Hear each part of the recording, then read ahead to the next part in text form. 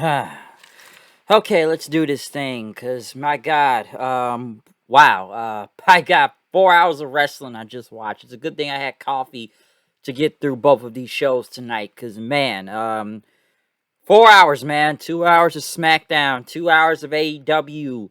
I wonder how would I get through this and still awake. Well, luckily I'm very wide awake right now, and it's a Friday in general, so that's when I'm usually wide awake. But yes, SmackDown. We will start off tonight. Obviously, I think I got something wrong tonight because I actually thought the draft was tonight, but the draft is next week, apparently. So I thought it was tonight, but they were in Philly tonight, and they kicked it off with Becky Lynch. Becky came out, basically talking about Bianca, ruining her whole homecoming thing from last week. But Becky says, where's my party, huh? Where is that?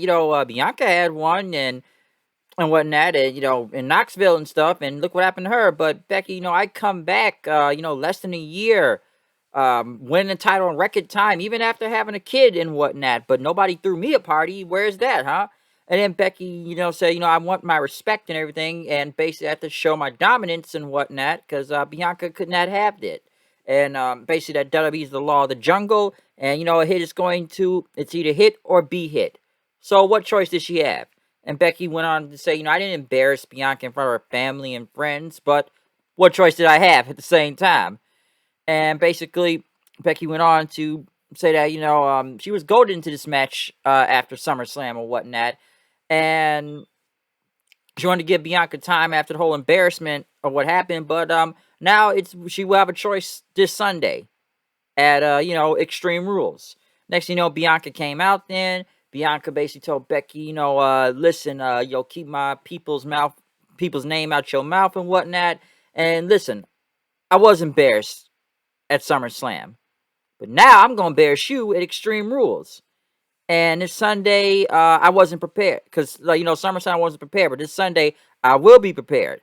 And Becky said, you knew she was having a match. You didn't know who the opponent you'd be facing. Is the greatest woman to ever hold the SmackDown Women's title. The fans booed.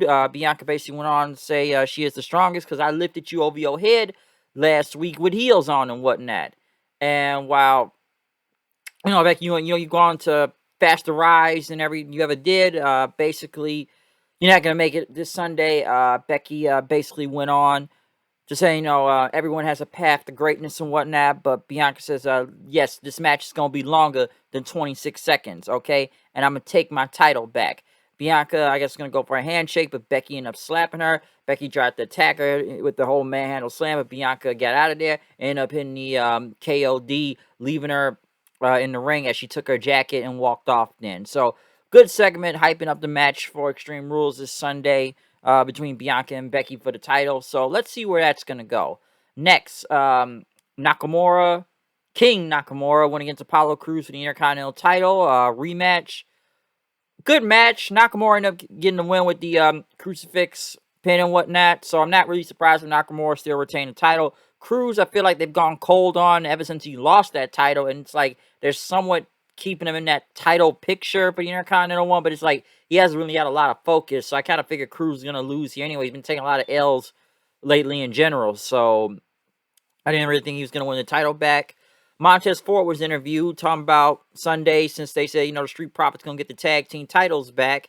But Dawkins was not here tonight. I guess he was attending a wedding or whatnot. And he should be back in time for Extreme Rules. But Montez Ford went on to talk about Roman and the Usos and whatnot. Y'all want to talk about y'all the bloodline. But y'all some bloodline bitches rather than, cousins and whatnot. Okay? So the profits are up and we want the smoke. But Roman and Paul Heyman were watching. And, Roman says, what'd he say about me? And Paul says, well, he called you and your cousins some bloodline bitches and whatnot. Roman says, I want a match with him tonight. And then Heyman basically says, hey, man, you need to prepare for the Demon Extreme Rules. But Roman says, go make the match now, okay?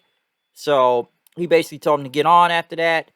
Paul Heyman then went to, I guess, Adam Pearce and Sonya Deville.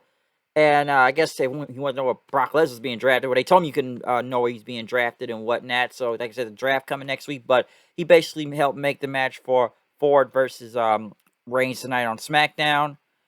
Seth Rollins, after they showed his promo from last week, he was sitting somewhere in a red suit talking about Edge once again, saying he's going to hurt him bad. It's amusing, and you still haven't given me an answer on what now. What are you going to do? Because he wants him to show up to SmackDown next week, crawl to the ring, and tell me that I'm superior to you in every single way. If you don't come, here and admit that I'm better than you, I'm going to go to your house. I'm going to find where you sleep, and I'm going to beat the words out of you in front of your wife and your kids. So, Seth still threatening Edge, and Edge ended up saying he'll be here next week. Liv Morgan went against Zelina Vega, still like she just stepped out of her Naruto show, dressed as the Yakushi clan. Carmella came out there on commentary.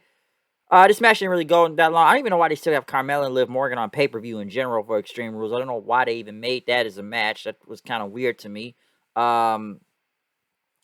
Listen, this match didn't really go anywhere. I guess the important part, we should say, Zelina Vega finally won a match. Yes, Carmella helped, but Zelina Vega won a match. She finally won a match, folks. She finally won a match. Happy Corbin came out. I guess he has his new talk show and whatnot. He's got like a hat rack and whatnot in the corner. He got the hats like the Frank Sinatra look, and basically, some chairs. Listen, man, this is a happy show and whatnot. It's not gonna be like Kevin Owens, where it made everybody sad. We're gonna make everyone happy. And it took me a minute to think about who my guest was gonna be. It says it's me, okay? Because I'm rich. I got this money and the clothes and waterproof suits and whatnot. And basically, they showed him beating up Owens last week, and he said that was incredible and whatnot. And Owens one of the toughest guys on the roster, but man, look at him now, whatnot. Kevin Owens ended up coming out. Next, someone in like a hood attack. I didn't know who that was. It was Riddick Moss. Riddick Moss, who we've not seen since Raw Underground and just Raw in general. And that was like over a year ago at this point. But yeah, Riddick Moss, folks. Last time I remember he was on Raw Underground. But now he's, I guess they put him on Smackdown now with Corbin. I don't know where this is going to go. But maybe something will happen. I'm not really sure. But excuse me. I'm not really sure where this team up is going to go between Moss and Corbin. Maybe we'll add on to Corbin's gimmick of just him being rich and paying guys now to beat up Kevin Owens. Maybe that's the case. The new women's tag team champions came out. Nikki Ash and Rhea Ripley. Nikki Ash went against Natalya. This match really wasn't much. It went like 2 minutes and whatnot.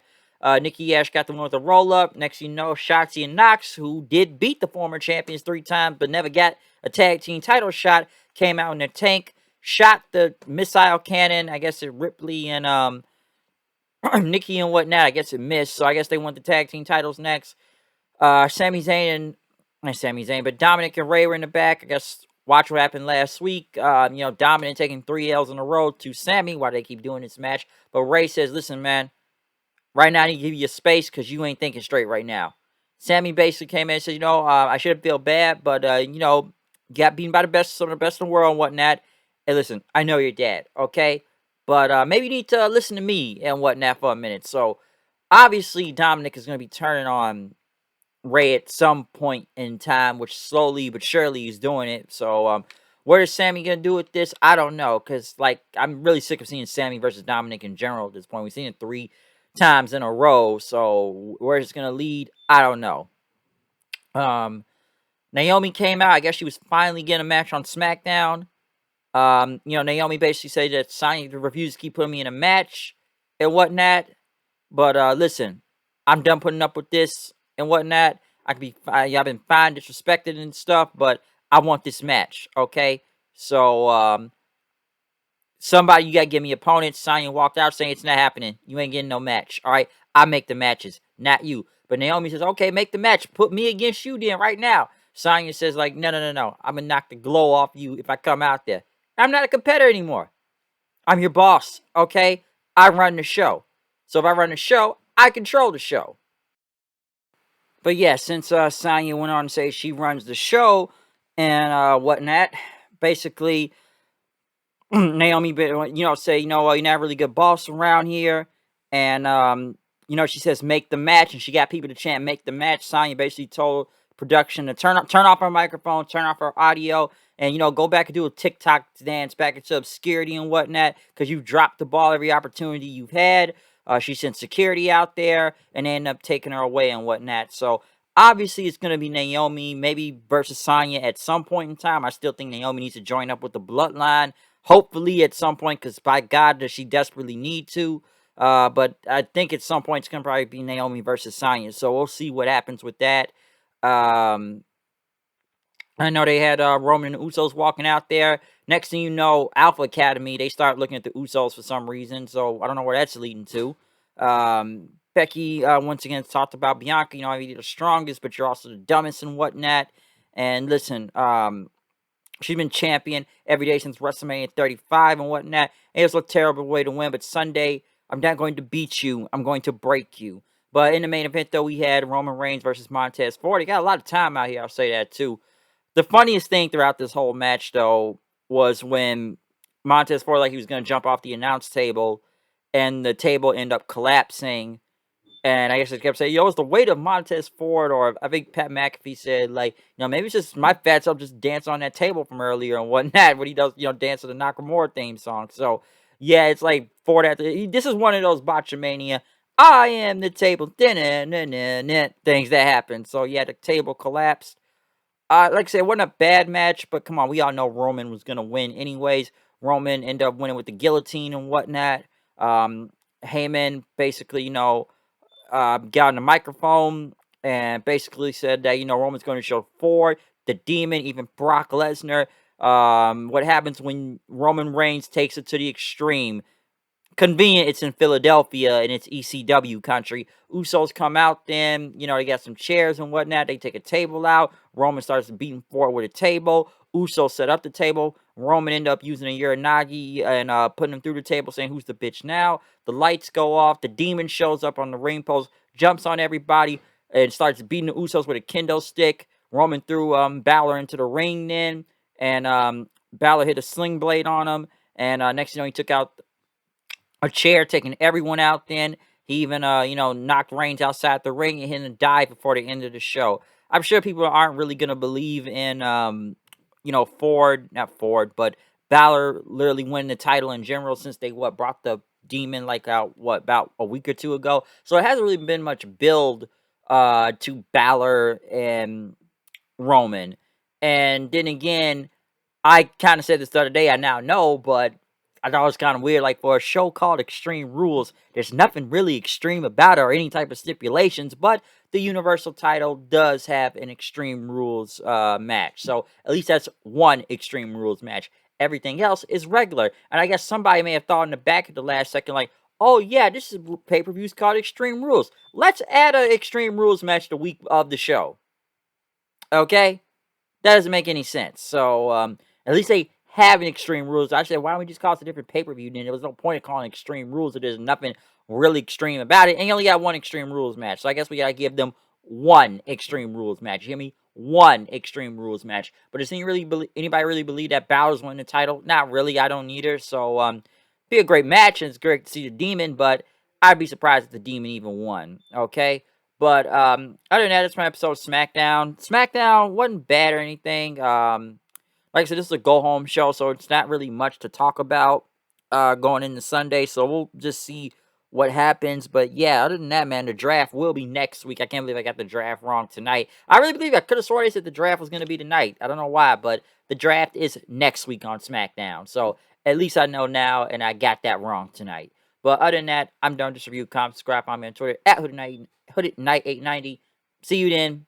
And watch out for my AEW Rampage review coming up soon. Peace.